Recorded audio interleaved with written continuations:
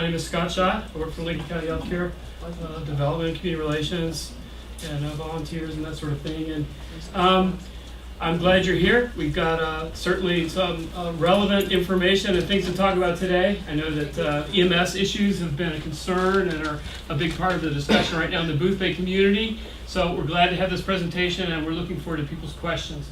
I'm going to start off by introducing Mark Foray. Mark Foray is our medical director, and can take it from there. Great, thanks.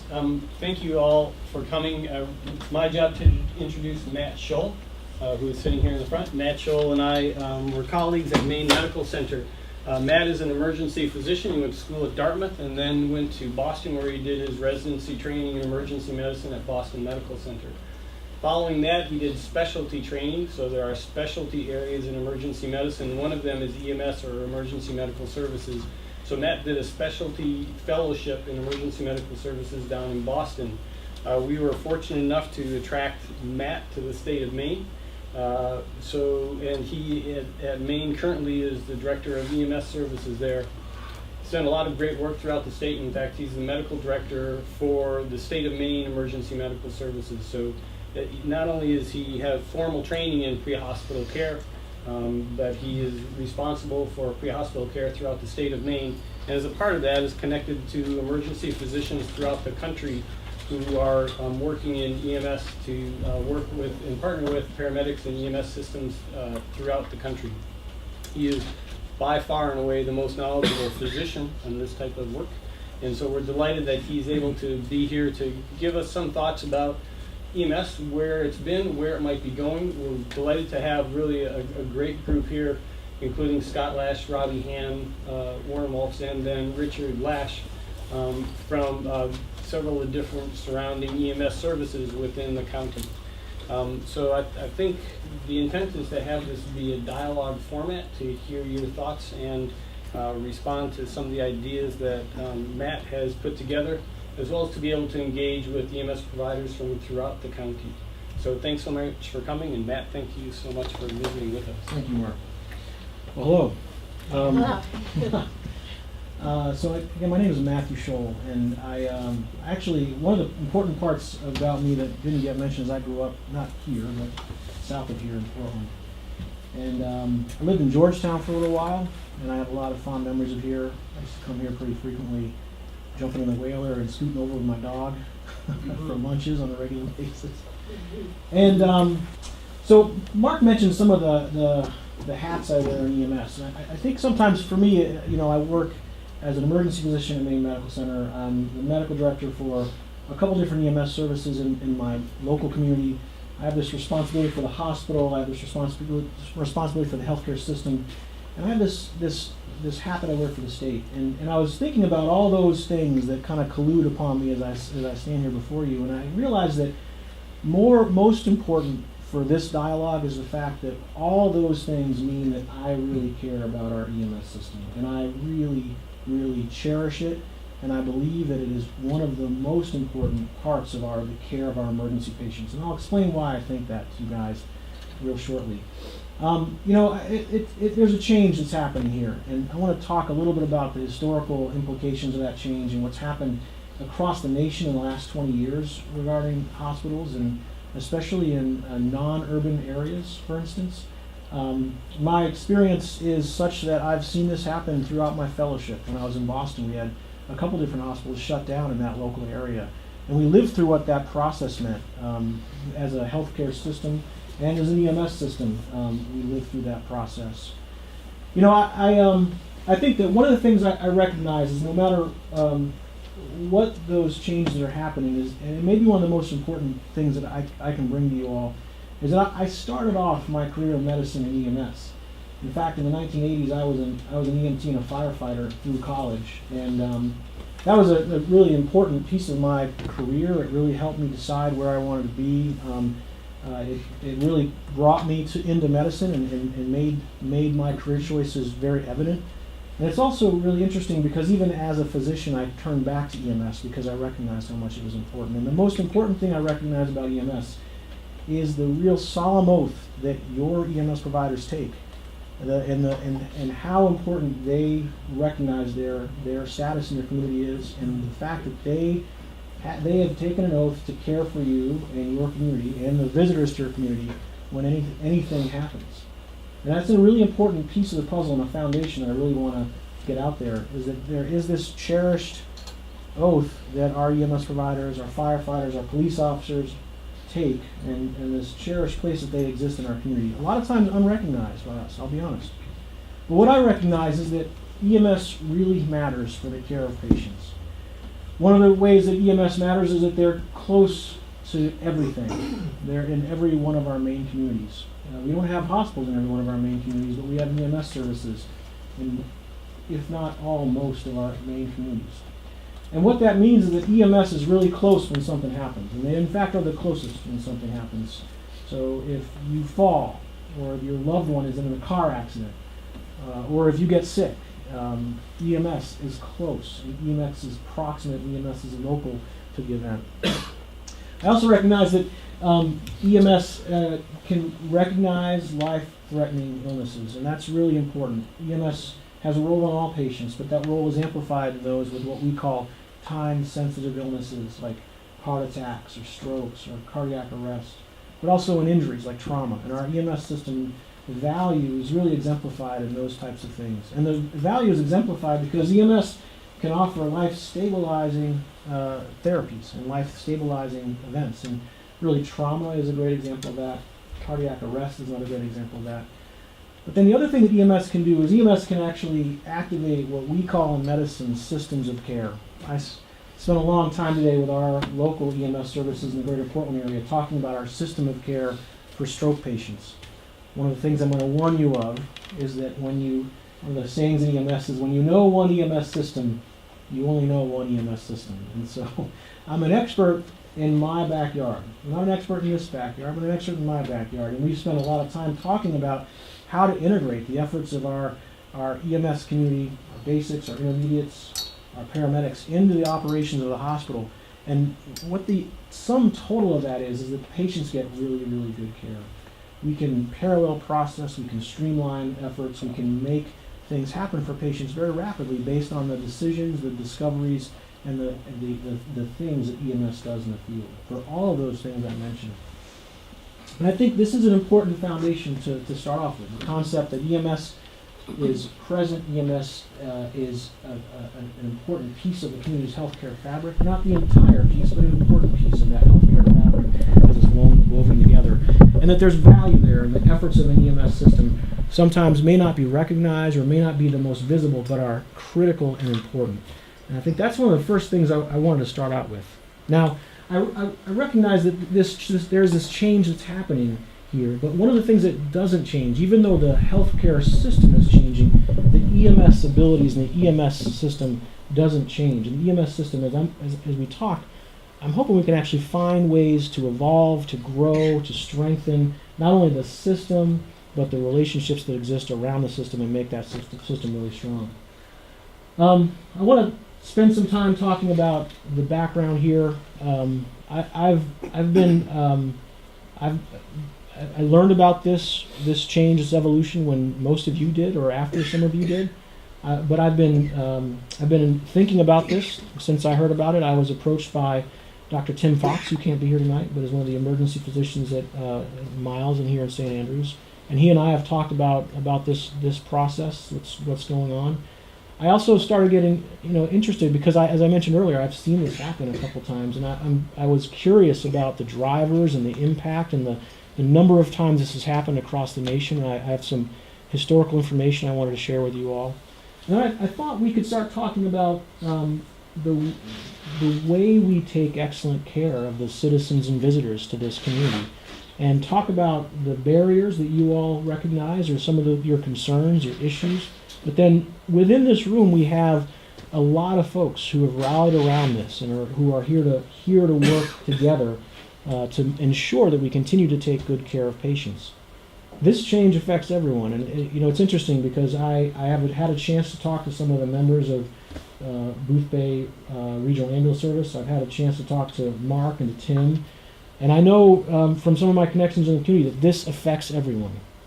This change has been hard on everyone in this room, but I'm convinced that collectively we can come up with solutions to that change, and we can come up with a process and a system that continues to ensure that patients are cared for excellently within this community. And so I want to spend most of the time here dialoguing with you rather than me talking to you. I want to talk with you and recognize that we have EMS leadership here. We also have hospital leadership here that all cares about you and your community and the care of this community, independent of the structure of the healthcare system here at this point in time. So let's start off with some of that history. The Office of the Inspector General has been doing a lot of, actually, if you read the history of this report, which is a statement, an acknowledgement of a number of healthcare hospital closures over the course of a decade, between 1990 and 2000. This was actually, the impetus for this came in the mid-1980s when a few of the federal healthcare and folks in the Department of Health and Human Services recognized across the nation a large number of healthcare closures.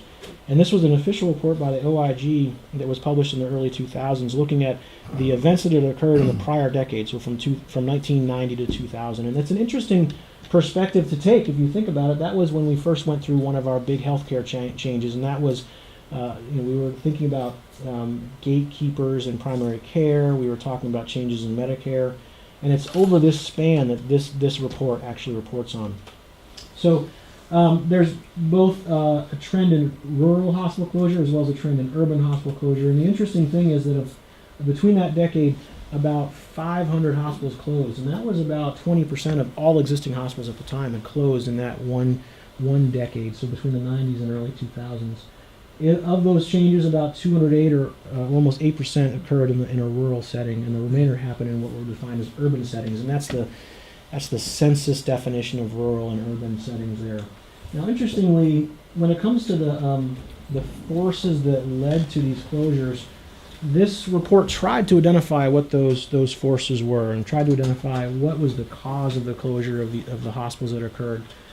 And in the rural setting, they recognized that these were generally smaller. They generally had fewer patients. They acknowledged that there were business-related decisions and mostly related to the patient volume that occurred at those hospitals. And interestingly, in the national experience, this report suggested or made mention of the fact that in many of those cases when a rural hospital had changed its status or closed altogether, other elements of the healthcare system rose up to support the community moving forward. And that might have been a primary care office.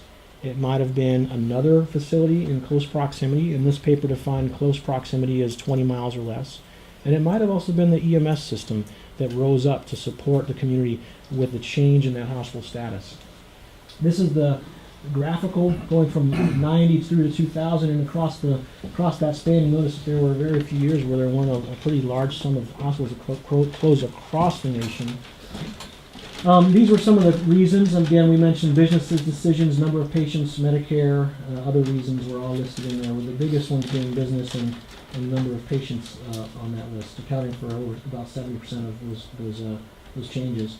And this is the changes by state over that period of time. And Maine, interestingly, didn't have any changes in that period of time, but notice other parts of the country were highly affected, including Texas, California, the northwest Montana area had a large number of hospitals close over that period of time.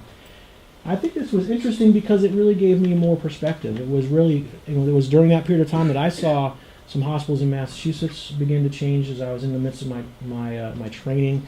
It gave me a lot of perspective as I was approaching this conversation with Dr. Fox when he and I first talked in the late summer time frame.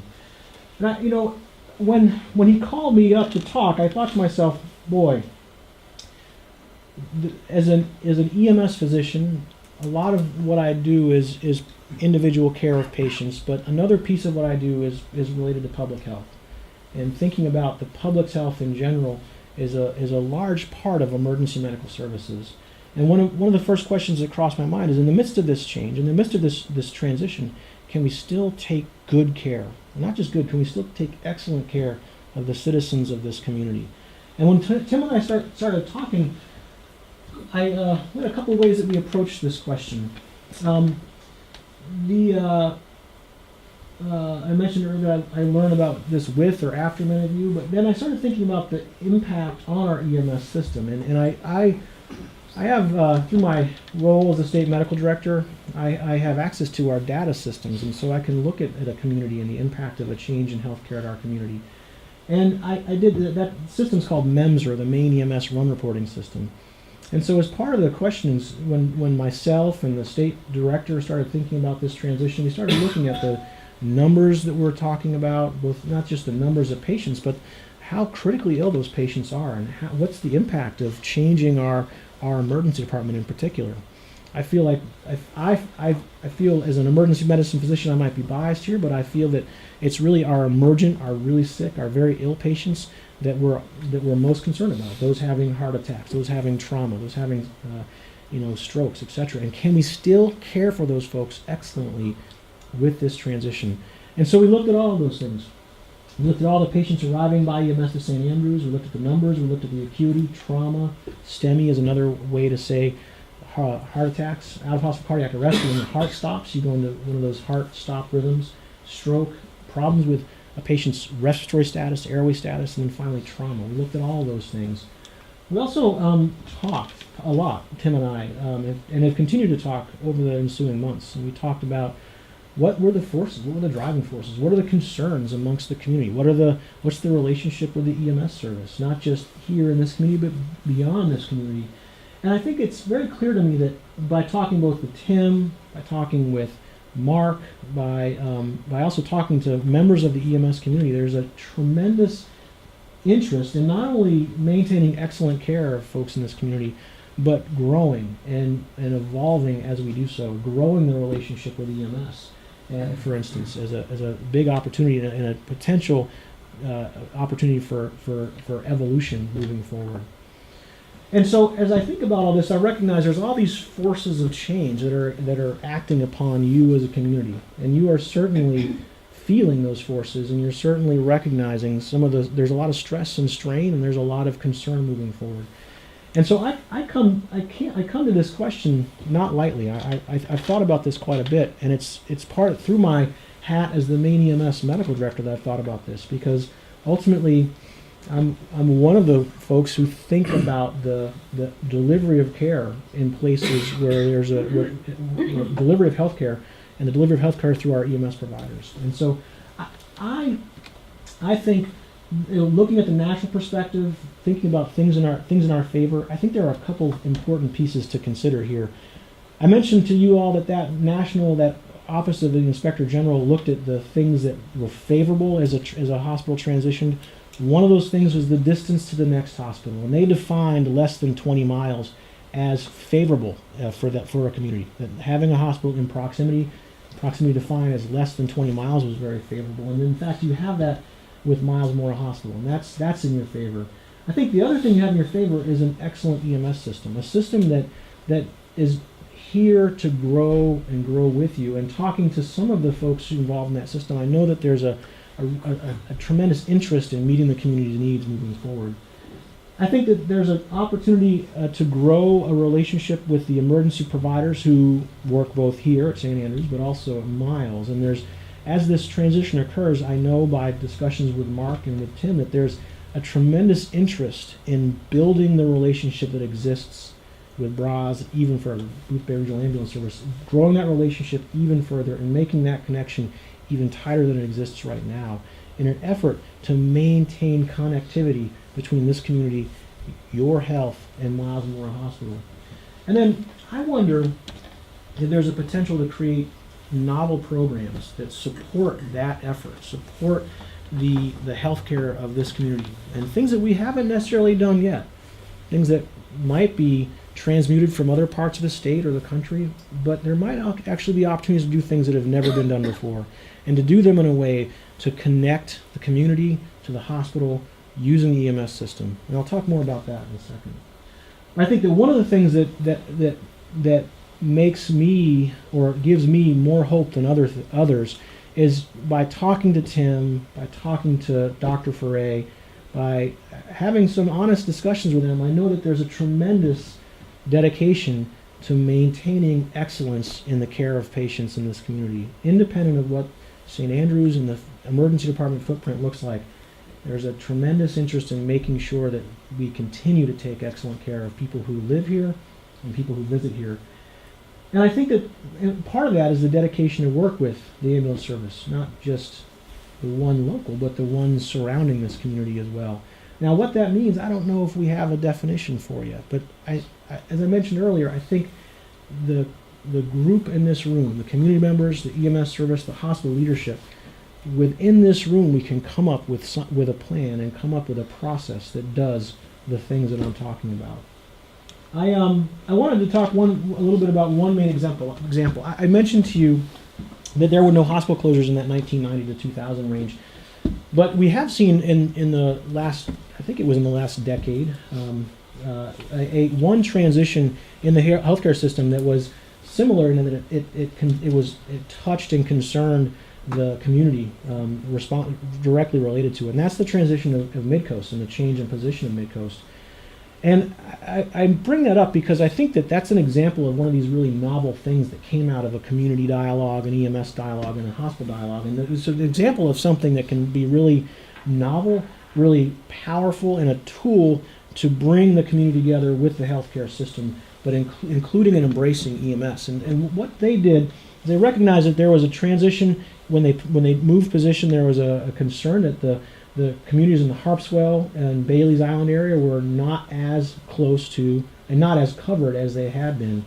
And coming out of that, in discussions about potential solutions to that, the hospital made a commitment to staff what's called a paramedic fly car. So we take one of our higher level trained EMS providers, as far as the higher scope of practice, and we made them available to any of the services in the Mid-Coast catchment area. But we made them available specifically to the members of that island and the ambulance service of that island, bringing this person from the hospital to the patient and making really elegant decision making about what that patient needs and how they get back, or where they access the healthcare system, how they access the healthcare system, communicating really, really closely with the emergency department at Mid-Coast Hospital. And that's just one example of a system that has gone not through the exact same thing, but a community that's gone through something similarly, and an example of a response that they came up with that might be an example of stuff that could happen here. And so, as we think about this change, I started thinking about evolution and how we evolve the healthcare system, how we evolve the EMS system. And I think that there certainly are a lot of barriers in the way, and there's a lot of concerns, a lot of fear about this. I get that.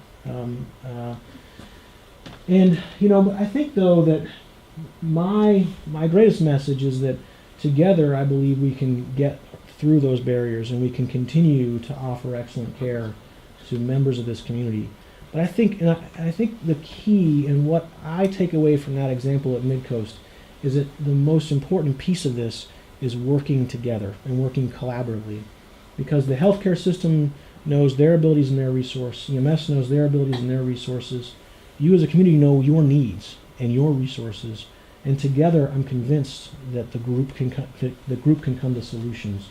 And so I'm mostly interested in hearing from you and maybe acting as a facilitator in this dialogue between your EMS system and your hospital system, and talking mostly about your issues and concerns, and then talking about ways to strategize around those and ways that we can approach those issues and concerns and things that we can do. I have some things I've thought about, but I'm really interested in what your thoughts are. And I'm also interested to share some things that the hospital's thought about in response to some of the issues and concerns that they've heard. So why don't we do that? Why don't we open it up for you all to talk about your concerns as this transition occurs? Yeah. I'll start. Financial impact. You're an expert on data. When you study areas where a hospital is closed, even though, as you say, there haven't been as many in Maine, but looking at it nationally, how does the local community deal with the financial impact, and is there a major one when you're relying more on EMS? Yeah. So I'll have to tell you that it's different and it's unique to each environment, and the impact on the EMS system is unique to every community that we've seen this happen in.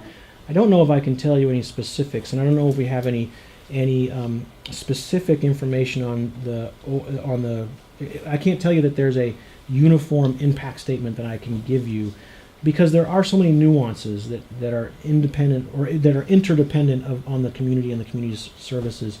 I don't know that answer specifically for Boothbay Regional Ambulance Service, but I don't know, Scott, if you have an Yes. impact or idea of Yes. what that would be. Yep. I think he will tell you more about what would happen here locally for you. Go ahead. One of the difficulties is in an urban setting like the Boston metropolitan area, obviously there's a shorter distance of transport and there's a much higher volume that can absorb some of those costs and offset them with the revenue reimbursement. So the difference is Maine is a much more rural state obviously, and the call volume is much less, so there's less opportunity for reimbursement. So that does impact what a local subsidy would need to be. Because of the acute care closure a couple of years ago, there was about 477 transfers that came out of St. Andrews that went to other facilities, whether it was Miles, Mid-Coast, or even further. And that helped generate a substantial amount of revenue for the service, which does impact what the needs are from the communities. And that resulted in about $210,000. I'm sorry, how much is that? $210,000. Thanks. Basically, that is going to go away because we're not going to be doing those calls. What we do know for experience coming out of Miles is much less. So the offset is going to be about $60,000 for that. So the net loss is around $150,000-$60,000 depending on the type of call that we're doing. So that's one way that the impact is going to be felt in the community, is the loss of revenue. The second is the staffing. I think the other two service chiefs that are here, and Robbie can attest to the fact that EMS, because of the changes that are happening rapidly, there's been a transition that Maine has tried to prepare for but is not well prepared for, to go from a volunteer to what the public expects with professional crew that's paid, that's at the station, and the resources haven't caught up with the need yet, especially now when we're talking about shifting patients from specialty hospitals. If there's not orthopedics available at one hospital, we're transferring to another. So that's putting a stress on the system as a whole. So we're pulling from the same pool of trained personnel. There's only so many that we can pull from. So we're going to be sharing the same rosters like we do now. So the local staffing that might be in the community, living and residing and taking care of the community, just isn't there anymore. It's just too much of a commitment. So what people are doing is they are working for a couple different services until the industry in Maine picks up to the point where we can hire full-time and afford to do that. And again, the call volume is an issue, so that it's expensive to do that. And as we need these resources, we're going to have to pay for them instead of rely so much on volunteers. So there's going to be additional expense to this community, especially when we hear the comments that if they're stable, they would like to go and have choices for Mid-Coast or other hospitals. The only way to accomplish that and to keep the town covered while they're gone for extended period of time is to have staff back in town, which means paid staff, not volunteer staff, because they're just not available. And even if they were, we're talking about changing our call time from 30 to 45 minutes to an hour and 45 minutes. So that means that if an employer would allow a volunteer to leave on occasion to cover a call, it's different in April than it is now. We're talking a couple hours, and that impacts someone's business. And the mileage is a difference. You know, it is less than 20 miles from hospital to hospital. It's 18, but that's hospital to hospital. So if we're on Southport, if we're at Ocean Point, it's different. Our experience has been a transport coming off from Ocean Point is 35 minutes. So that definitely adds to personnel costs, vehicle costs, wear and tear, replacement for capital expenses. So that's the direct financial impact to this community. We're anticipating that staffing and loss of revenues for the last quarter of this budget is going to be about $50,000. Next year, with a full year's budget, it's several hundred thousand. So will you be approaching towns for more money and as well do more active fundraising with the community directly for the ambulance Yes, service? there has been some discussion with Lincoln County Healthcare to do some sort of assistance to our budget and our needs. And if we can accept that money, whatever the difference is between loss of revenue, expenses, and what that shortfall is from that participation from Lincoln County Healthcare would result in a request for additional subsidy from the towns. And in this year's budget, that may mean that there's a special town meeting. As you've been going more to miles with acute care people, have you found, and I don't know if you have this knowledge, how it affects people's individual insurance on ambulance services? The rules of Medicare and the policies of the local insurance companies, they're impacted, anything less than 35 miles they're considering a local. So they don't, for example, Richard experiences this in Waldeboro where Penn Bay is 21 miles away and Miles is 11. They don't distinguish between the two and don't say, we're not going to reimburse you if you go to Penn Bay because Miles is closer. They allow you that wiggle room within that 35-mile range. When you get past that and there's other choices, that's when they'll let you do it, but they'll pay only a certain amount of mileage, and then above and beyond that, the patient's expected to pay. A good example of that is if there's a specialized service that's needed down in Boston, that could be done in Portland, and they're going down because maybe they've been treated by their physician in Leahy Clinic, and it's smart and good patient care to send them back to that same specialist. But if that patient could have been taken care of at Maine Med, they'll pay the cost to Maine Med, and the difference between the two hospitals and mileage, the patient is expected to pick up. Now, if there's a special service at Leahy Clinic that couldn't be done at Maine Med, then that's totally different. Oh, okay. Thank you very much.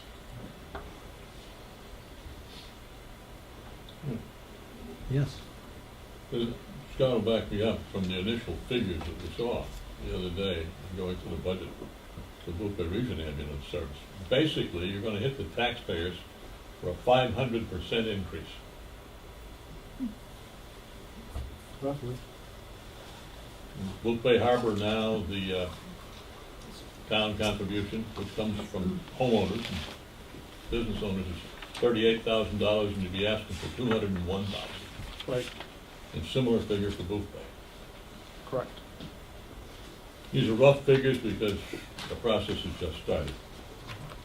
I'm the Boothbay Harbor representative for the ambulance service budget committee. And those numbers change depending on what our patient load is coming out of Miles. Oh, yeah, and it's But there's- never happened before, you don't know. Correct. But it's just when people say, well, it's increased costs and inadequate funding are words, but I think dollars, Right.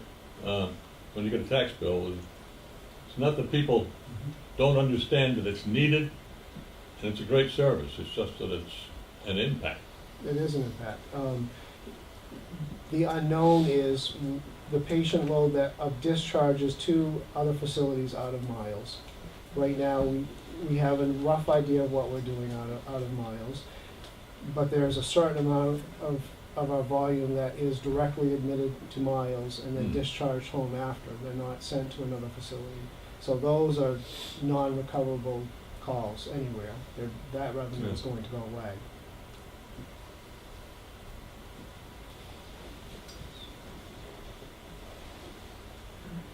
Well, I wanted to ask one other question, and it's a little bit off the specific topic.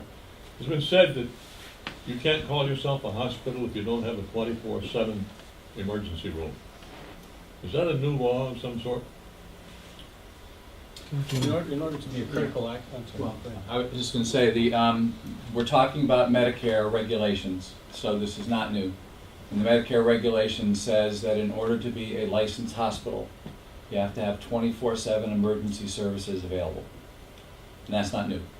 Well, I can tell you that I've had experience in this emergency room years back and as recently as this past July. But some years ago, the emergency room that I came into here was staffed by one physician assistant who actually wasn't even employed by this hospital. He worked for a company in Atlanta, Georgia, and all PAs must be supervised by a physician. His supervising physician was a retired doctor, non-practicing, who lives in Bath.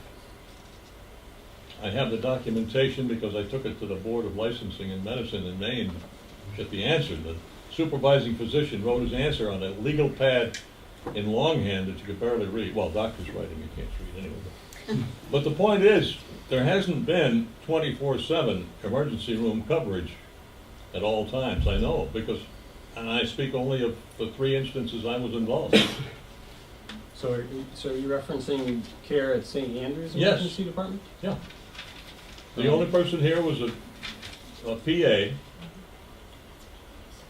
That may have been several years past. It hasn't been in the recent few No. years because we've been staffing with physicians for several years. No, one time was some years ago, another Right. time was probably 6 or 7 years ago when I was in the building that was here before, in the home health center. Right. Had an appointment with my doctor. Right. I was there for 3 minutes, the phone rang, said, "Oh, I'm covering the emergency room, I have to leave." So he had to get up, cross the road, and go to the other building, which is another corporation. Right. That tells me that's not 24/7 either. So you can have a 24/7 emergency department and you can cover it with physician assistants. That's true. So, and you can still do that. So Mount Desert Island does that, with the exception of in the summertime when they have emergency physicians there, but in the non-summertime they have physician's assistants. And you can also staff the emergency department with on-call family physicians, or you could staff it, I mean, from a legal standpoint, you could have the emergency department with a nurse in it and then have them call in, for instance, a physician who works here at the family care center and have them be your emergency doctor. So those are a couple of concepts that we considered, and I can tell you why we do not believe that would be a great choice. So the patient that the community is most concerned about is a patient who has a life-threatening illness and needs to be seen promptly. And that is the exact patient where I would argue you want an emergency physician rather than a PA. So a PA can be there, but I can tell you that given the choice to be in an ambulance, going to an emergency department staffed by an emergency physician, or to be going to an emergency department that's staffed by a PA, if I have a life-threatening injury or illness, I want the ride to the hospital. So that's one of the options. But you absolutely can legally do that, and that's the only hospital I know of that's doing that, but there may be other ones in the state. The other possibility is to have a nurse staffed in the emergency department, what was done years ago kind of as a standard in many, many hospitals.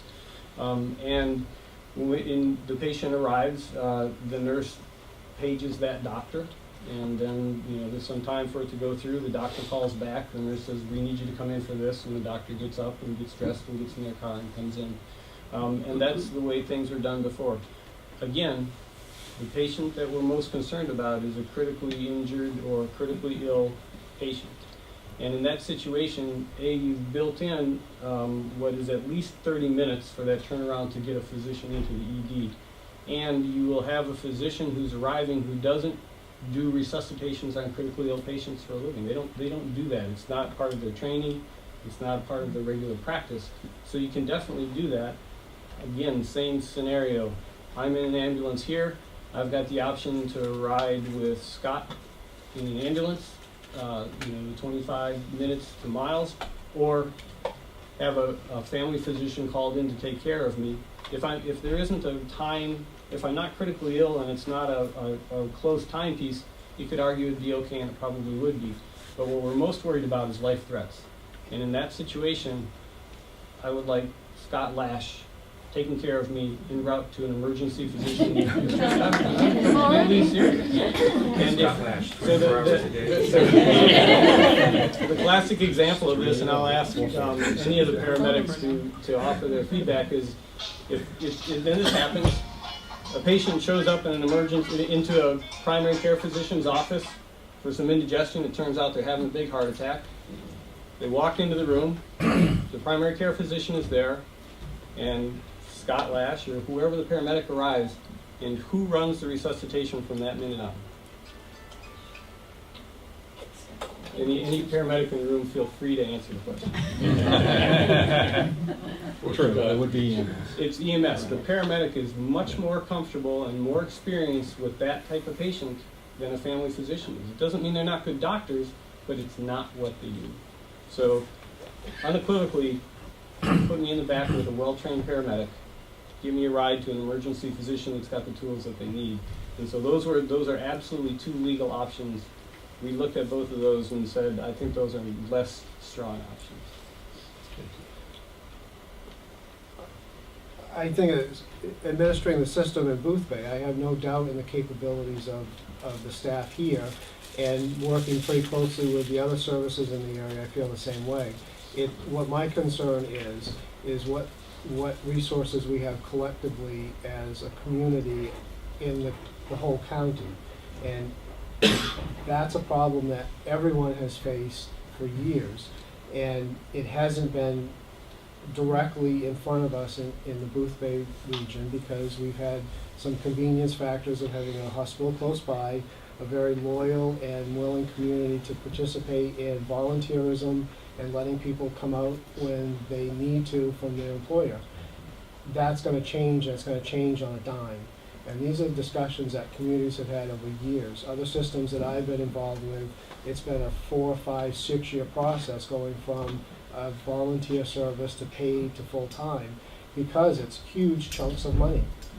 It's no different than the local allocation for the school system, that as certain things get turned off at a state level, the local participation budget goes up and up and up and up, and that just gets totally absorbed by the taxpayer. And so when we have these experiences in this community, the things that were inexpensive because of the volunteers and the close resources are going to change, and they're going to change drastically. So that bubble is going to come through, and we're going to have to figure out ways to cope with it, and which is adding staff, adding the budget expenses to handle the additional time that we have with equipment, and move forward. And it's not so much capability and whether someone is going to be up to the task as it is how do we support those resources that we need. And unfortunately, the answer is, for the most part, tax dollars. So who leads the way, Scott? Do you lead the way? Do the towns lead the way? Does Lincoln County Healthcare lead the way in terms of where we headed? Or it's a joint effort? It's a joint effort, it's a dialogue, and it's a dialogue that's happening in a few months and under pressure. And those are not great scenarios, but it's probably going to end up in a very healthy process. And that's something that we've worked hard the last couple of months to do, to get out into the community, talk with other groups, to see what it is that the needs are. We're hearing very clearly they want choices, they want to be able to go to other hospitals when it's appropriate, and they want to make sure that the ambulance has all the resources it needs within reason to handle all the changes that are coming at us. We are talking about some pilot projects, as Dr. Scholl is talking about, to see if there's a way to address some of the immediate needs of the community that would be outside of what the normal scope of practice is now. That's something that's a long process that requires us to make sure that our fundamentals are very strong. So all these pieces have to come together, and they have to come together quickly, and that's what we're doing now. We meet often on it. I don't mean to monopolize, but I have one other area, and that is the roads. Because there's a cartoon in the Register today about snow and whatnot. So I just wondered, like, in terms of areas across the state that are in a situation we're going to be in, is anything handled differently in terms of road concerns with road crews of towns? I mean, do they approach it any differently than we have down here, or? That's a great question. And not that I'm aware. I'm not certain how you approach the roads here, so that's a piece of the puzzle that I'm not familiar with. And I'm not personally. suggesting they don't take care of the roads. Mhm. I'm just saying now we have a more critical situation Mhm. between us and Damerscott. Mm-hmm. And what do you do about the bridge? Right, yeah, that's true too. Any of the folks who work locally here have insight into that? That is a problem that's going to need to be addressed, and one of the things that we'll have to do is make sure that we have adequate mutual aid from CLC or from Wiscasset, so that if the one road out of town is blocked, that we will have to deliver a patient on the other side if a tree's down, and do a mid-road transfer, which has happened before. Warren and I have done it On on 27. Route 1 before, when neither one of us Right. have needed help, so it's doable. It's So not the it's ideal. something that has been in some ways commonplace. It's not like it's a Exactly, unique it's not the situation. optimal. When I worked in the Waterville system, when we took patients that came down from from the health center, we would meet halfway and then bring them down into the theater. So, I mean, it happens. It's not the best solution, and probably it wouldn't happen very often. So you didn't, of course, last winter was a very unusual winter, Yeah. but, so I'm trying to think how long you've been going directly to Miles. Has it been more, how long has it been? We haven't gone directly to Miles often, with the exception of ortho needs. Okay, But that has changed, and I don't know if there's been a change at Miles, but there have been some cases where ortho at Miles wasn't the appropriate destination, so we have kind of backed off on that and have taken them locally, and then they sorted out what ortho who resources. makes that decision about ortho? Usually it's the local medical control. So in this case now, as it stands now, it's the doctor in St. Andrews. will Okay, make so that will decision. change to be over at Miles? And, right, Miles will be on the next medical control that we'll pick up. So Okay. they'll be in where we'll get medical direction from.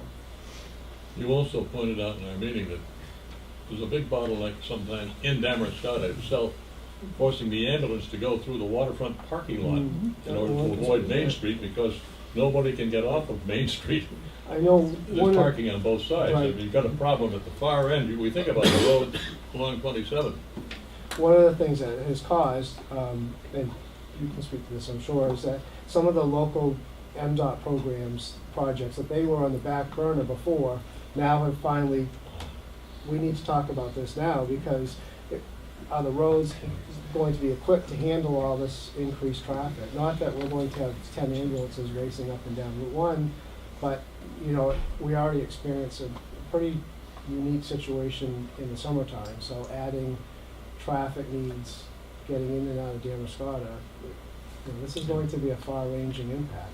Could I just ask, Warren, so you, I'm guessing, transport a fair number of people from Newcastle, so that side of the area, into Miles Memorial Hospital. How do you handle that challenge? Yeah, I think it's just, emergency driving in any traffic is the same. It's no different, I think, for the folks in Wiscasset, battling a bridge and their backup.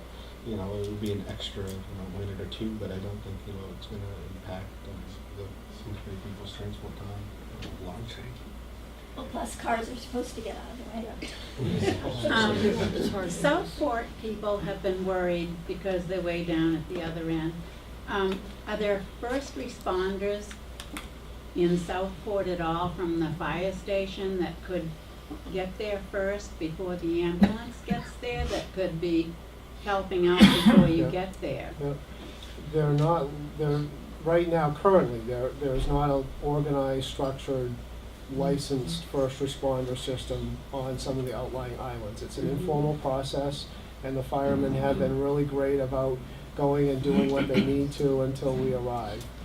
That's been my experience for several years down here. So that's something that absolutely, even the islands I'm concerned about, Squirrel Island, that just adds to the 45 minutes to get them off the island, and that was it. That was a transport. There was a dock at the hospital. Right.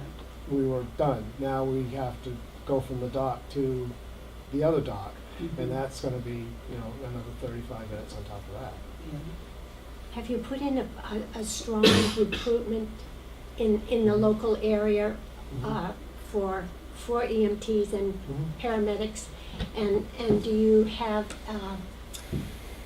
sort of a plan to train for their training? Is that an expensive proposition? Yeah. Is that something you do? Raise the funds for? Does it come from the state or the county or? What's going on right now is one of the things that we're working on is an intermediate level training program, and that allows an EMT to upgrade to be able to do IVs, to monitor EKGs, and to do, they've made some changes in the advanced airway, and some very basic medications that would, life-saving stuff. There's a program that is supposed to start in January that has the potential to train up to 15 people in the area, not just Boothbay, but in the area, with a concentration on getting resources here done. And that's hopefully going to be with some scholarship money, so it'll be no cost. Yeah. What has happened is when Warren and Richard and I, before Robbie started, is that the classes were accredited by either American Red Cross or other agencies, the regional councils, so it was really inexpensive. They were $100. What has happened now, and it's for the better, they're accredited through the community college system, so that actually it's 4 credit hours. So you have kind of the dilemma of you have an EMT class that's now upwards to $600. So are you going to ask someone to come up with $600 to, in most communities, quasi-volunteer, even though they're paid sometimes, to upfront that money? It's hard to come up with $600. That's where I think the community can really step in, like the St. Andrews Hospital Auxiliary quote. I'm the scholarship chair, and they are most receptive in terms of helping in that area, and so keep us in mind. Oh, absolutely. But if you could get I don't know how visible your local recruitment is. I mean, I would think that would be let's get out the message. We need more EMTs, Yeah. and that might alleviate some of your problems with your employers, because you might have some people working at night that could possibly be available during the day, and vice versa. Yep. Where it is and I can see where the crimp comes, where if they have to leave their work for a couple hours as opposed to Right. half an hour or something, where it's hard on the employees. But if you could really push this sort of Absolutely. recruitment, it might work. Oh, absolutely. Better. This is to engage all the community, not just people that are interested in saving St. Andrews or interested in what's going to happen and when we go to Miles, but people that have a variety of interests, whether it's fundraising, whether it's to support us, or whether it's to actually to do EMS. The uniqueness of this area is because it's a peninsula community. So Wiscasset, Waldeboro, and Damascotta can kind of pull from each other and cover each other fairly easily.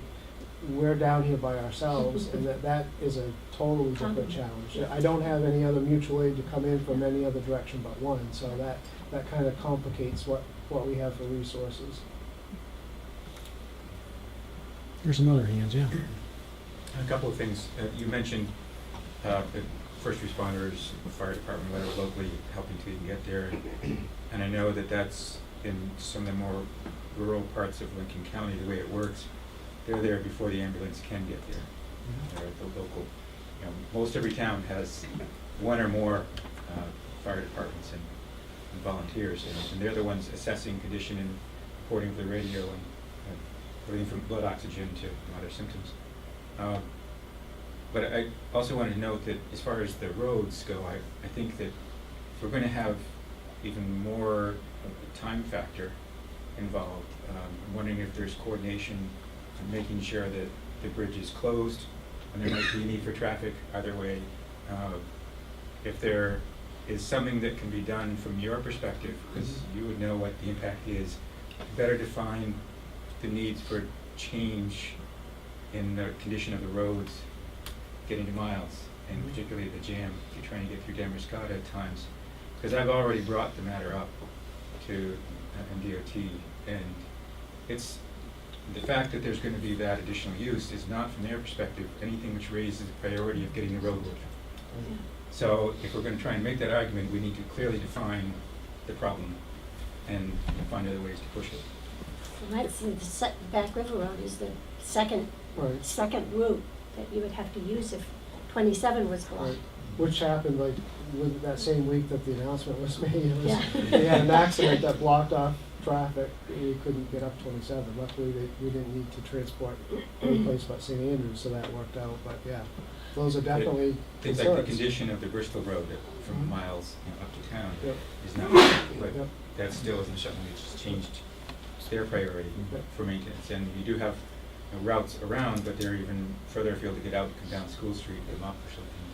I mean, we do work really closely with the bridges now, and the dispatchers at Lincoln County will notify the bridges that we're coming on the island, and they'll hold the bridge until we get off the island. So that That's good to know. so that system has been in place now, and has been for as long as I've known it. So that's already an operating system, and it works quite well.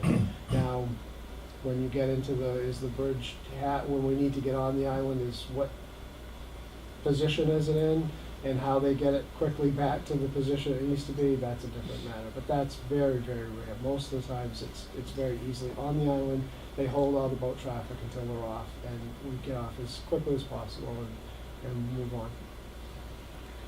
You've been talking about going to Miles. Is there gonna be no going to Mid-Coast?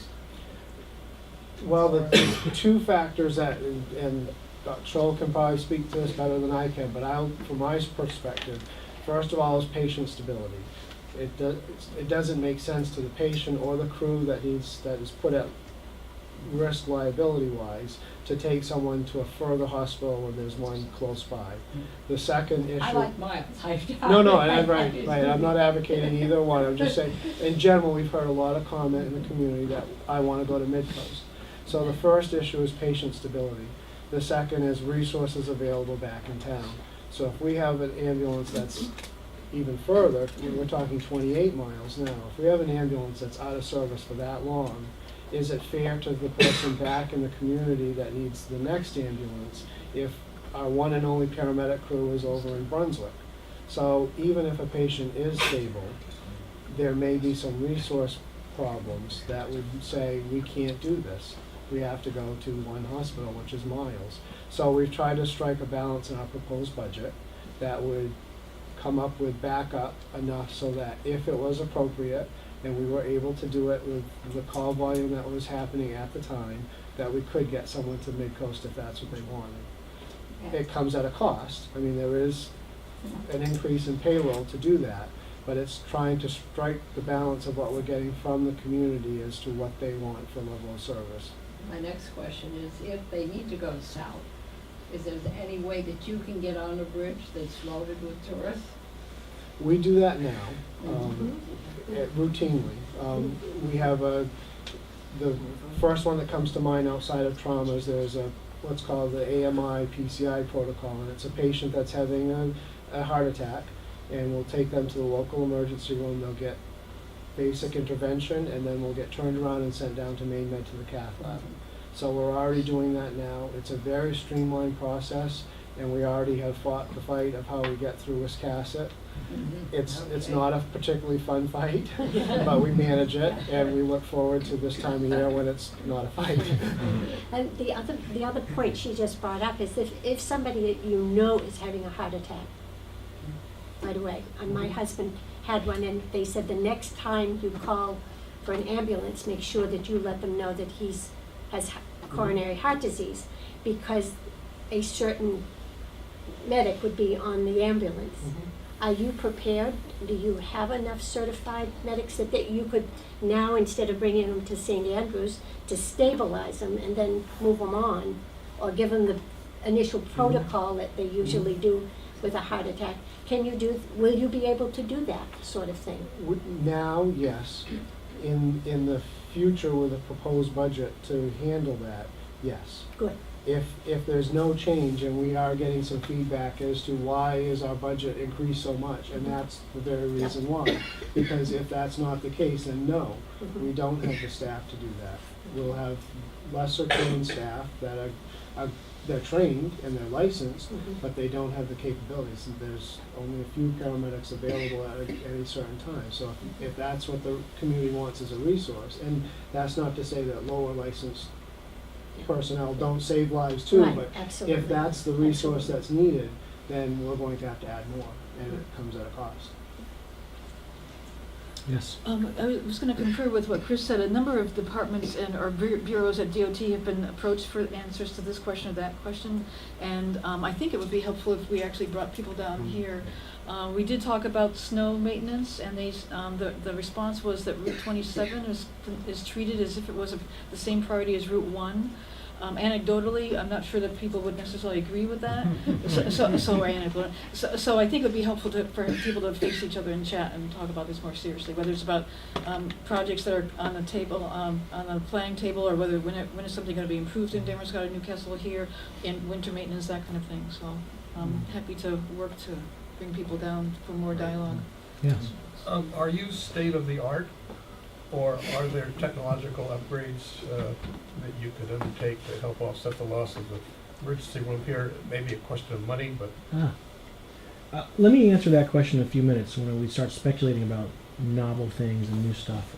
I'll tell you that I'm very proud of the Maine EMS system, and I think that what we've been able to do in our state, given our resources, given our population, given our diversity, our geography, I'm really proud of what we do. And we get to stand up at in the national scope every once in a while, and we get to sort of talk about what we do. And folks are very interested in us as a state when it comes to EMS. And there are a lot of examples in which we get to be the leaders in EMS stuff. We don't have the same kind of money that New York does or Illinois does. I get to go speak every once in a while in some of these places, and I went to Illinois a few years ago, and they apologized because their 4th helicopter was down. They couldn't fly me from the hospital. So instead, they picked me up in a brand new Escalade with tinted out windows and stickers and stuff all over it, which I thought was fascinating to begin with. But what I've recognized that we have in spades is people that really want to see the right thing happen. And that's our greatest resource in the state. And amongst our technology and amongst our capabilities, our people are our biggest resource. And their investment in their communities, their investment in their patients, their investment in the healthcare system is bar none one of the best in the country. And the things that we've been able to do with good leaders like the ones you see in this room and the invested physicians like the ones you see in this room is really, really state-of-the-art, very cutting edge. And the things that we've done, the ways that we've been able to move our system, I think, are really, really good. Now, medicine continually evolves, and our challenge is always to stay along matching that evolution. But there are some things that I think will be interesting to you. We'll talk about in a few slides when we get a chance to answer some of the questions about technology and sort of some of the directions that Scott and Tim have had some discussions and dialogue and some interest they have in some pretty novel programs that could be very highly visible, not just within the state, but around the nation. So This has to do with recruitment. Do you know, what is the average age in Boothbay in terms of our EMTs? Do you know? And do you know what it is at the state level, since we are, to begin with, an old state and an old county? I can't tell you the average age factually, but anecdotally, it's probably mid-30s. Okay, because I 50, wonder, 40. do we try to recruit older people? Because I personally know someone who's retired that's Yeah. really their thing now in another state, is to be an EMT, and they've been very active in it. I'm a very firm believer that there's a place for everybody and a way I to didn't know put if there was somebody some in. reason you didn't want older people, No, not at all. as long as they pass the normal health. You can fit criteria. people in whatever role that they need to be. It kind of shakes out that way. I just say that because there's a lot of retired Mhm. people in Lincoln County. Yep, absolutely.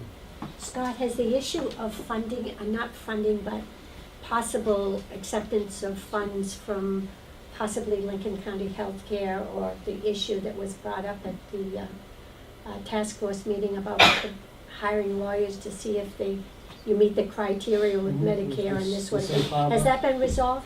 Not yet. We're very early on in the process. The attorney has been retained. It's a national firm that specializes in ambulances and Medicare. Does it look positive? I can't say for Can't sure say. yet, but I do know that there's, as in anything that we do with money that might affect Medicare and different choices in healthcare, there's concern that needs to be looked at first to make sure we are in compliance. yeah.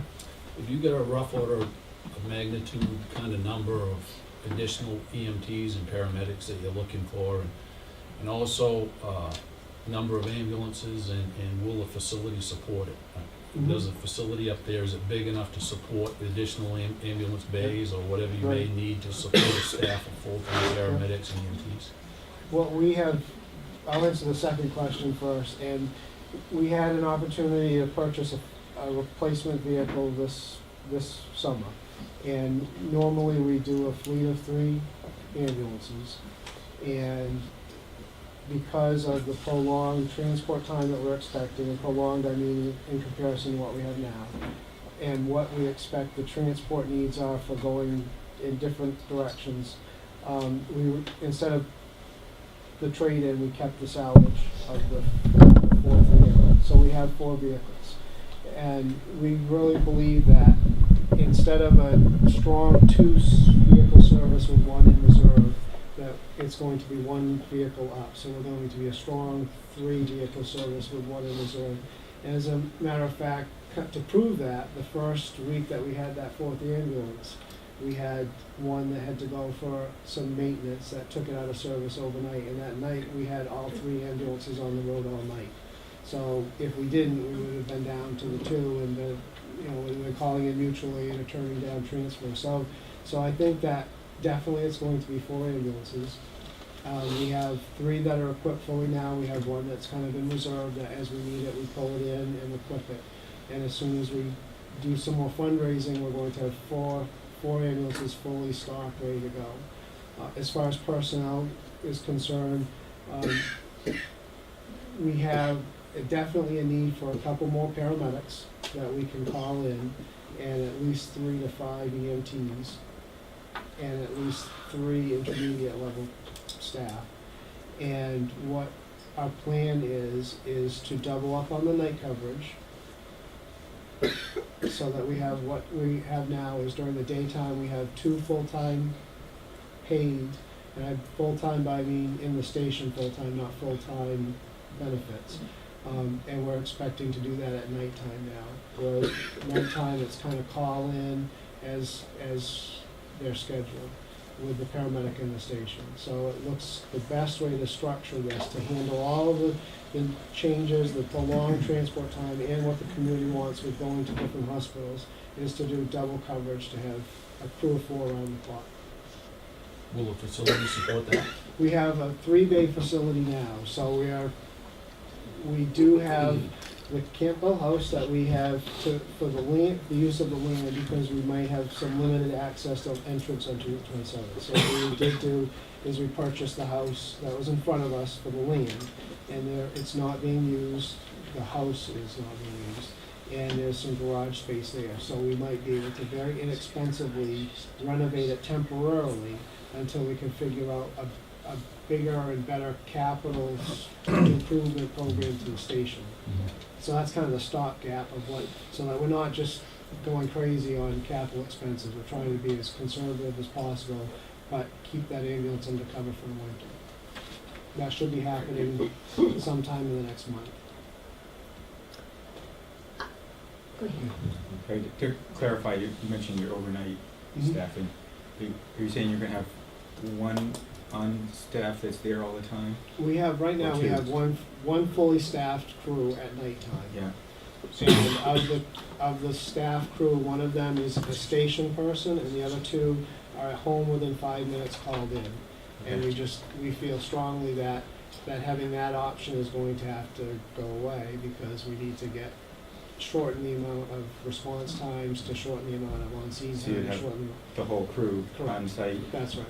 And so is the plan that would you, if they're dispatched, call in another crew to be on site so you can get another ambulance right out? Is that the thought? Correct. And that's the only way we can practically accommodate all the minimum response time. Exactly. Reduce response time, and to handle if someone does end up wanting to go to someplace else, to be available to them. Man, it's got to be not an uncommon phenomenon where the EMS system has to flex up or has to address different volume demands. In your experience looking at other systems, have there been sort of patterns about how they approach that, or other kinds of options, or how are they generally? That's a great question, Mark. And I think we have seen situations. We have in Maine in general, we have a very vacillatory population. You know, we have a big swell in our population in the summertime, and it starts to decrease. And that happens very commonly across the state. And many services will alter staffing, but many services also have very strong relationships, what we call mutual aid relationships, with other services in their immediate proximity to help support them should they be overtaxed. Now you heard Scott brought up a very good point, which is that for like a Gorham or a Wyndham, for instance, they have people all around them that they can upstaff from, and here that's a little different because you've only got the opportunity for mutual aid in one direction. But that is one of the strategies that other communities have used is to change with the seasons, but also work closely with their partners in these mutual aid relationships when necessary.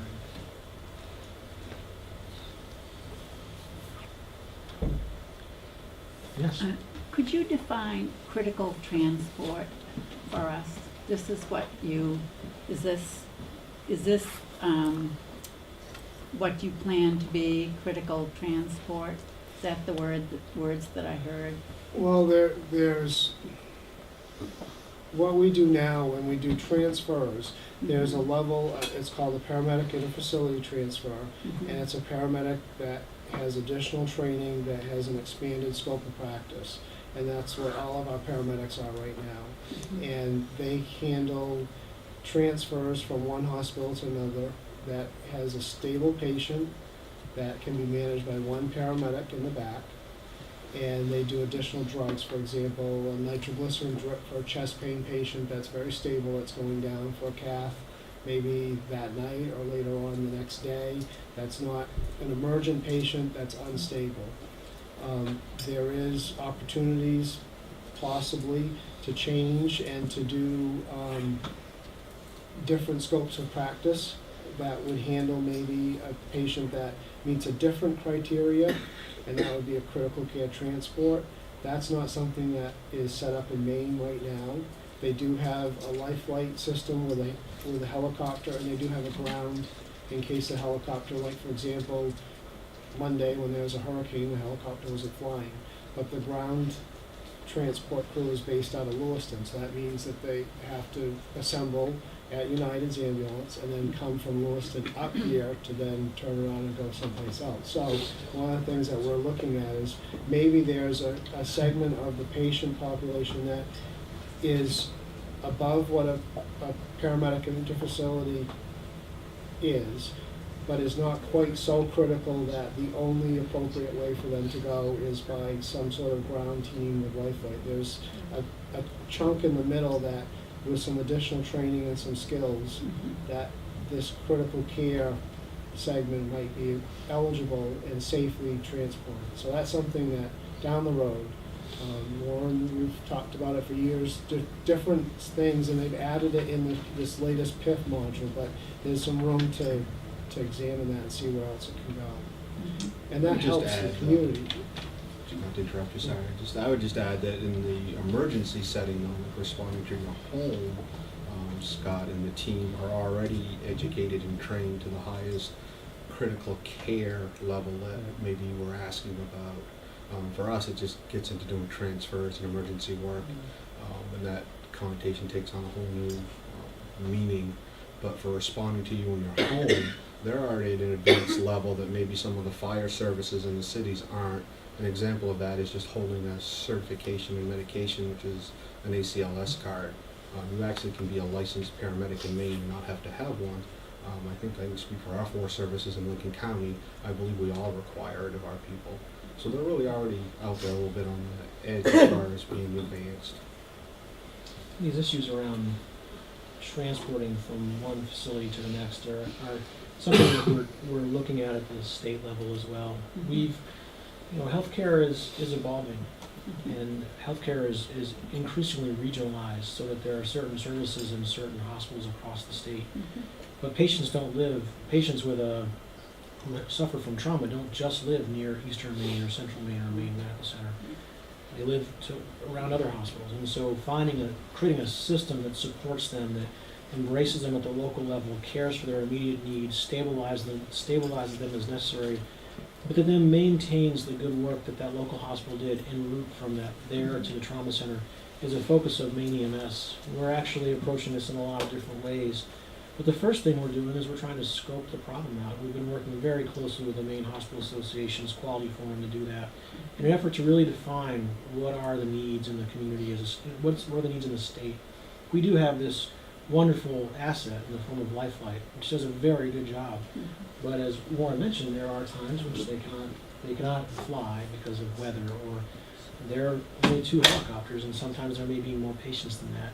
So we're looking to evaluate the system from a large standpoint. That's something that's happening not just specific to this region, but across the entire state we're looking at. But Warren's right that when 911 is called, the providers who respond are the highest scope of practice that we have in the state to come to you and care for you in your time of need. Yes? Quick question, just kind of outside the box a little bit, but realizing that there's the concern for the travel distance, the travel time from Southport, but we also have Monhegan out there. I mean, and I don't know how they do it today, trying to stabilize someone and get them in. Should we be seriously considering, particularly when it would be most practical in the summer months, when the ground transportation is most congested, actually having a boat, you know, in East Boothbay, hop on and go up the river and get off by Miles and at a wharf there or something? Is this the sort of thing that's been considered at all? What has happened ruled out for some reason? No, what happened in the past was they had their own first responder service on the island. And when they dissolved, they approached a few different services as to who would pick up the patient load. And because of the prolonged transport time and the resources available to many of the communities, and the Boothbay area being one of them, it was impractical for us to routinely cover the island, just like it's impractical for St. George, which is their other service that they would rely on to cover the island. So what they do now is they use Lifelight exclusively. So it's not a good use of the resource if you have someone out there with a simple fracture to have a helicopter come. It's an expensive resource, but it's usually a couple-hour transport time for us to get out on the island, to meet with the Coast Guard, get a ride out, come back. And it takes a little bit of effort. So so right now the helicopters the quickest way. When they're not flying, then usually we're called for backup to handle it. So outside of the helicopter being available, it's if this community picked up that expectation to handle the island, it's that much more of a burden to figure out resources. Right, but I'm saying it might be an alternative to trying to run up the peninsulas and down again through summer traffic. We've thought about even some of the islands that are more out in the bay, which way, and it just practically speaking, coming back to the dock in this area is the best and safest, just with the channel and everything to get it, which means another up on peninsula, down the river. Yeah.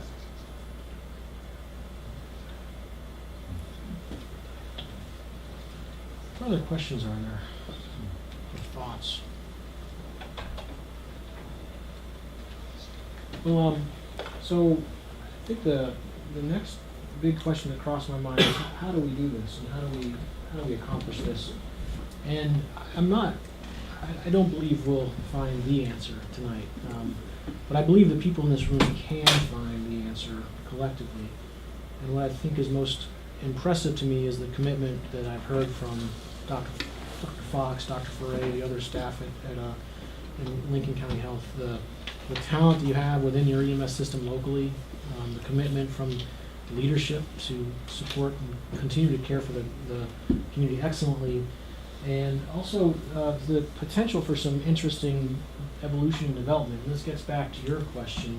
These are some of the things I've been thinking about as far as the potential for change in this situation, the potential for evolution, for development, for us to actually come up with things we hadn't necessarily thought of before because we didn't necessarily need them, but things that could be helpful, things that might actually be really interesting, and things that might have import not just in this community but others like it, but both within the state and nationally too. And some of the things that I've talked to Tim about are that there's this, across the country we see a need for medical direction in EMS, the concept of bringing a physician intimately into the organization to really help.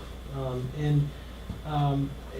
think it's an increasing practice to involve a physician in the EMS system.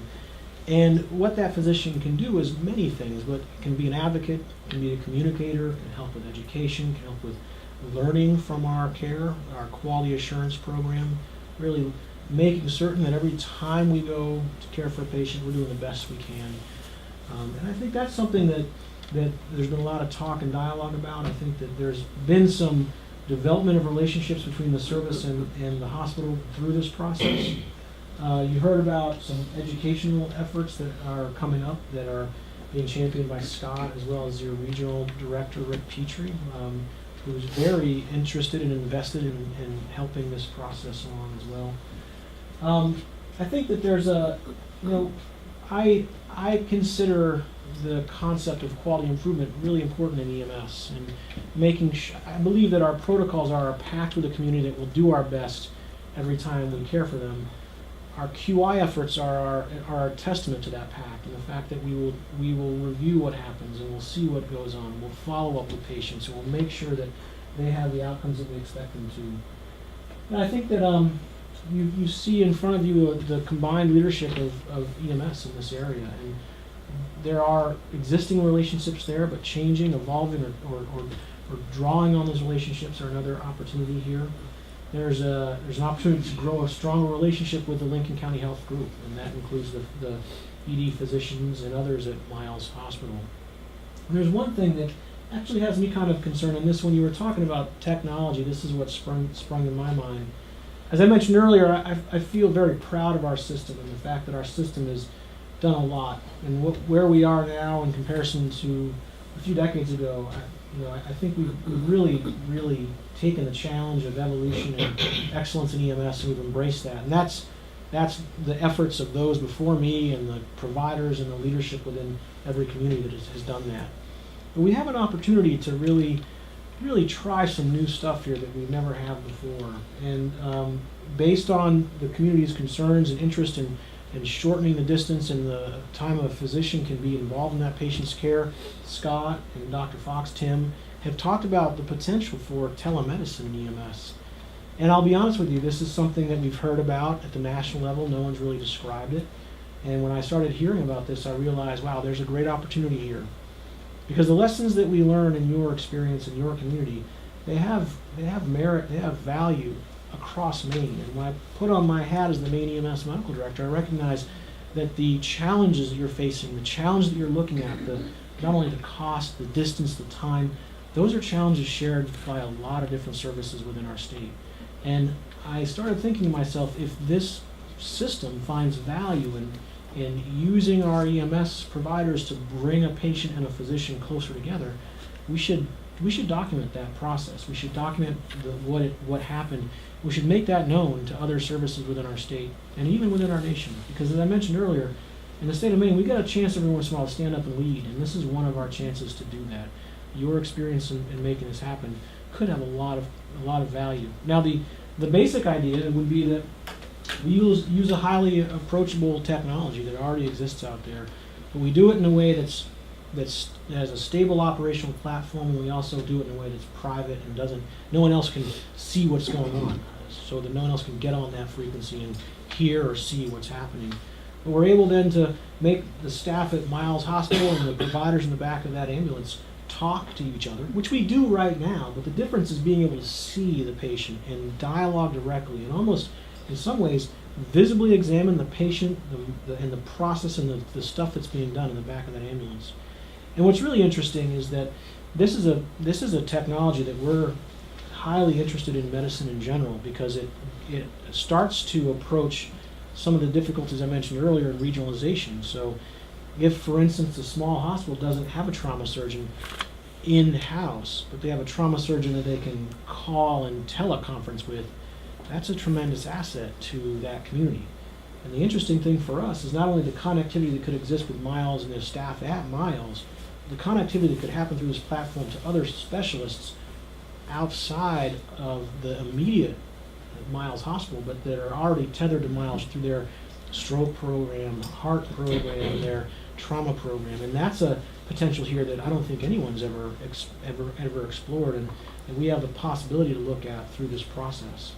I can tell you that from all the discussions I've had, the folks at Miles are highly interested in this. In fact, Tim has already been testing this and looking at it and seeing, can we get good signals around the area? Can we can we maintain those signals en route from here to there? And there's a lot of folks within the Maine health system that have been working on this in other ways, for our telestroke, teletrauma, our other telemedicine programs, and they're bringing their resources in to bear and bringing their experience. And we've gotten input from the groups at Eastern Maine Med who are doing the same thing as far as what platforms work best for them. And some of their pediatricians are doing this, their trauma group is doing this. This is a common trend, and what we're talking about is really interesting because it brings it one step closer to the patient in that process. And I think that's, as far as when I think about high technological things, that's one of the things that first comes to mind for me, which I don't doubt the abilities of the providers you have caring for you. In fact, I have a tremendous amount of faith. But what I do know is what I said one of the first slides I mentioned, which is that EMS matters, and EMS matters for a lot of different reasons. One of those reasons is that we are most proximate, and what we see in EMS, what we do in EMS has tremendous import for the patients. And our ability to activate systems of care downstream from us and help prepare the hospital for the arrival of that patient, making the hospital that much better capable of caring for a very sick person, is tremendously important. And this technology is one more way to do that. And it's a way that allows not just voice dialogue, but visible dialogue, and allows the physician to see this process that is going on. And again, it's not because the paramedics need help in the back of the ambulance, it's allowing the hospital to prepare for that patient. And before I get to your question, one of the examples is, again, I mentioned today that I was talking to our team about our stroke care. What we know about stroke care is that once the patient gets to the hospital, we try as much as possible to move fast and make the proper diagnosis, get the proper tests, give the proper therapies. And it's very different I can tell you, it's very different in my experience from when a person comes to the hospital on their own and we learn about them when they get there, versus when we hear about them 10, 15, 20, 30 minutes before they get there.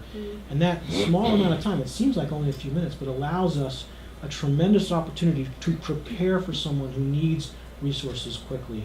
And that can happen by voice, but the potential to make that happen by sight is really interesting to me, and I think it's something that interested Tim when he was thinking about this. And then taking it to the next level and tethering all those folks together throughout the healthcare system by teleconference is a really interesting prospect. Now, I'm walking into this with a lot of interest because in my role as the state medical director, I think this could be valuable. But one of the things we're trying to do is we're actually trying to I'm interested in testing that hypothesis and saying, what is the value? How do we define value?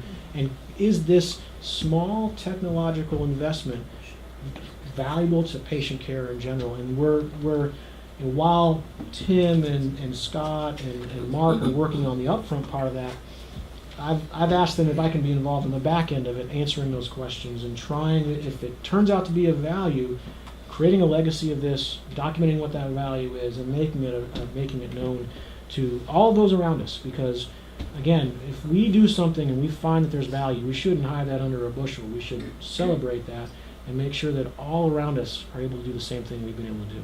And I would say that this falls under a category that's actually one of the exciting parts of change, and that is, change is very difficult, but when you move outside of your comfort zone, the necessity is the mother of invention. You're forced to look at new, creative solutions. And this, if it is a solution, and there is some hope for that, would be something that it's not being done anywhere in the state that we know. It's not being anywhere in the state. It's not being written about extensively in the country, but this has a terrific potential. That being said, I think we should describe this as brilliant in the brilliant idea stage, and getting some evidence that there may be more than just an idea, but it's going to require close partnering, both between the pre-hospital care services, the paramedics, as well as medical control physicians, who are the emergency physicians in the ED. We will definitely keep you up to date as if it moves past that brilliant idea, hopeful stage.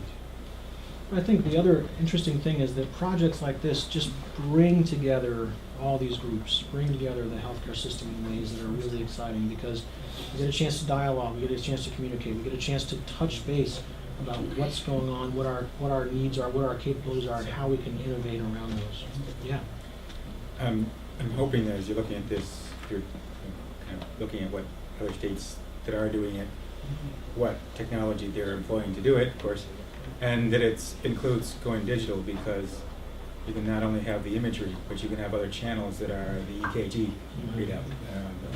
Anything else you have for instrumentation that the doctor remotely could be taking a look at and see for themselves what that looks like, rather Absolutely. than, again, being described or whatever video picks up. No, you're exactly right. We first of all, I'll tell you that there aren't many examples across the nation that we're aware of. I've looked. There's a few folks that have tested this, but they're pretty early on in the testing process, and they're able to tell us, we can do this. But we're all trying to define the value in this. I will tell you that there's some fairly interesting low fidelity and low technology ways to go about what you're talking about that I think are interesting, and that a few years ago we looked into this. We looked into how to get information in a visible form from an ambulance to a hospital. And what most states are doing is they're using smartphones. These are nearly ubiquitous in experience right now. A lot of folks are just taking pictures of things and then saying, okay, how do I get this to you?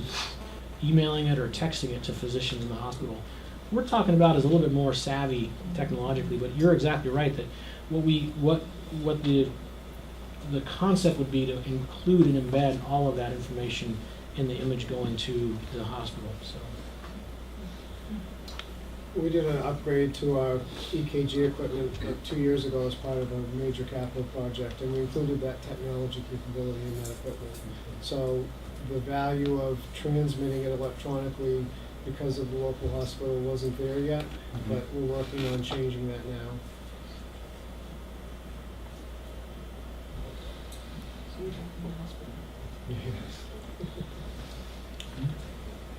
Any other thoughts? Yes. I think that this hospital closing in April has brought out a great revelation, I think I would call it, to the town about what our ambulance service provides for us. I never knew really. I mean, I've been on the ambulance once, and I just think it's the big communication you had in the paper was great. I hadn't seen anything about the ambulance service before.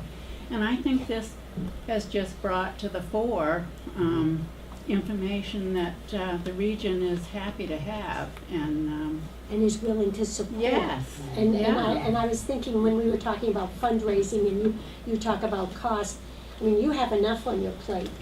This is where the community steps up, and all the organizations, the chamber, the Masons, the auxiliary that do fundraising for you, as we did while the hospital was, and we will still continue for part of what's left of St. Andrews. But I think you don't need to do the fundraising. You get out there and let us know. We'll realize how valuable you are. Then everybody else should pick up the ball. Really should pick up the ball. And you're our lifeline. Yeah, and I think you're an excellent spokesman for, you are, Scott. I don't mean to embarrass you, but you are. And I think we ought to take up the slack of doing some of the fundraising in the community, because this community is generous to a fault. It is. And they pull together, and I think that's one thing that we could do for you. The chamber can help facilitate Yes. that. Yes. If you send me Yep. information and put the things out, I can Would help you like to facilitate sponsor A, right? I can help A supper, facilitate yes, this. absolutely. Get people involved, so that you do your business and we'll. It's the same thing with your saying with the cell phones and towers and things. I mean, that's not just a need for this, it's a business need in general. Yep. So if we have more people to come on the bandwagon to help us make that happen, that helps all businesses, all folks. And Definitely. I think that's the good that is going to, one of the good things that will come out of this whole process is that not only do you see that we have an ambulance, but be able to have a say in the community as to what level of service you want us to provide and how we're going to get there and how we're going to get there together.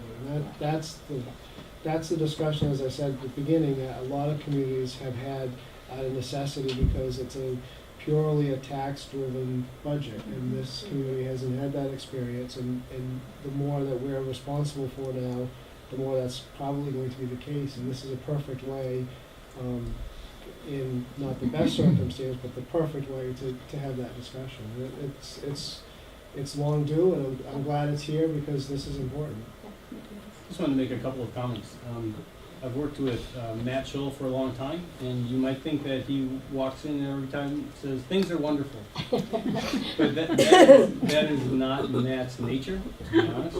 Matt is actually very... I'm much more surly. Matt is a very honest and direct person. If you're running something as big as the state of EMS from a medical standpoint, you have to be. And I've been in rooms with him where he's been pretty direct about, there's an issue here, we need to fix this, how are we going to fix it? And so his comments and compliments about the level of service in your community is absolutely true, and you need to understand that's unique coming from Matt. The second piece, you know what I mean. They're not other words. The second piece is that also, as I came up to this community, I was also impressed with the level of pre-hospital care. When people are talking about investing in Boothbay Regional Ambulance Service, and Robbie Ham and Scott Lash in particular, I think that's a good investment. What I can tell you is over the past 5 years, I have watched them evolve ambulance service to an impressive rate, and always going in a really, really impressive direction. And that, again, is somewhat uncommon. Their level of expertise and their success in bringing that skill set along is not something that you see every day. And so they need to be commended for that and recognized for that. And I hope you appreciate that those are not comments that are given out willy-nilly. I mean, those are directly and specific.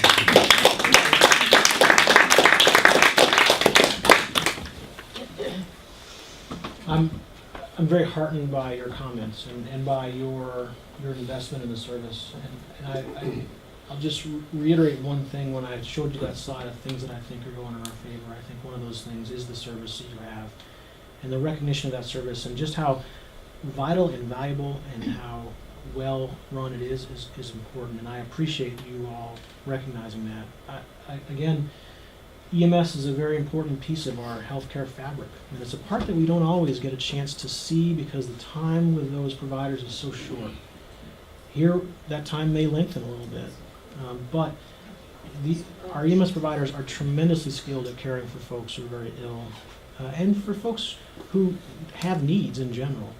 And I'm like I said earlier, I'm proud of our state. When I get to go as a state medical director and talk in national forums, I'm really proud of what we've done and how we've been able to marshal the resources we have to really work with such dedicated and invested individuals who care for their community so much and take good care of patients. And you all are an example of that. You are exemplary of that, as a matter of fact.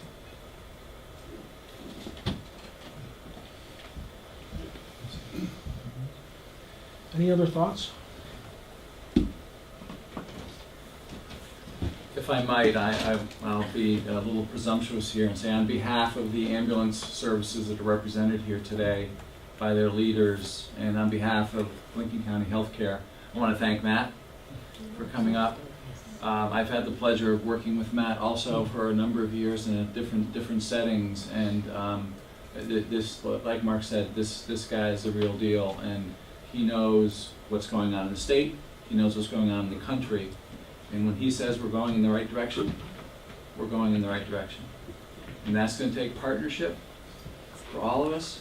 And I will say that the Lincoln County Healthcare Board of Trustees, over the last year, going through the process and making the decisions we made, recognized the critical importance of a strong EMS system to all of Lincoln County. We're committed to that now. We'll be committed to that in the future. So the partnership with the guys in this room and all the people that they work with on their ambulances is as important an element of our healthcare system as anything else.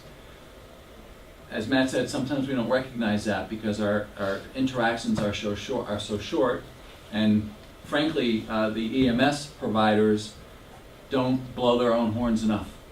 They don't toot their horns enough for what they do and what they can do. You heard Scott today, you heard Warren today, talking about what they do and how important it is. And again, I think if I can leave you just with this one thought, one word, that word is partnership. And it's with people in this room, it's with people who are listening on Channel 7, it's with the work that Matt does at the state level, and it's with everybody who takes care of patients and the residents of this community. So again, I thank Matt for coming. He's a very busy guy. We appreciate all of you coming today, and hope that if you have any other questions as you think about what you heard today, you will get back to me or to Scott Schott or to Dr. Ford, and we'd be happy to try to answer them. So thanks everybody for coming. Thank you. Thank you, Matt.